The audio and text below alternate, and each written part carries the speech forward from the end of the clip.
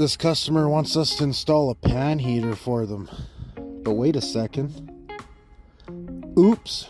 Has this ever happened to you? You ripped your block heater off because you were late for work and just pulled out of the driveway? No worries, I got you. We can fix this with a $20 block heater cord head. First thing you're going to want to do is test the cord. You're going to have a positive and a negative on the wires.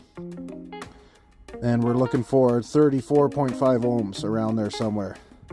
Hey, wires are good. That means we can continue. All you're going to need is some wire strippers and a small Phillips screwdriver. You got about 13 of these in a toolbox somewhere around your house. You're going to start by unscrewing all the screws. There's going to be 2 that hold the cord in and 3 on the face. These are just Phillips screws going into plastic, guys, so no need to over tighten. Once you get the face off, you're going to have 3 more Phillips where the wires are going to go in. You got 1 for the positive, negative, and 1 for the ground on the bottom. The green wire is going to be the ground, and the 2 black wires are going to be the positive and negative. It doesn't matter which side you put them on. So you're just going to loosen those up enough. You don't need to take them right out.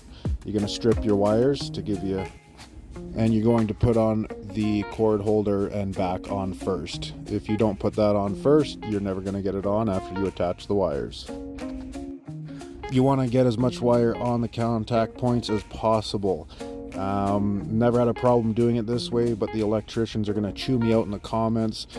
So the other way to do it is with fish eyes, but then you need the right size and all kinds of things. It's a little more advanced. This is the easy way, and I've never had a problem with it. Just putting the wires right in there. Make sure you got as much in as you can, and it's fairly tight. Once you get all your screws all tightened up and your wires in, remember green wire for the ground, and the other 2 wires go on the positive and negative prongs. Once you got all that buttoned up nice and tight, give your wires a little tug test. Make sure none of them are going to slide out. And then you're going to want to give them some insulation. So use your son's hockey tape, electrical tape, whatever you got. Preferably electrical tape. Get that all wrapped up. And you can connect the face to the backing now. Put them together. Remember, don't over tighten the screws or you will strip them. Would just use hand tools for this. Try to stay away from the power tools on this one.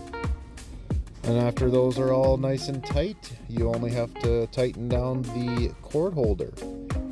And you are almost done.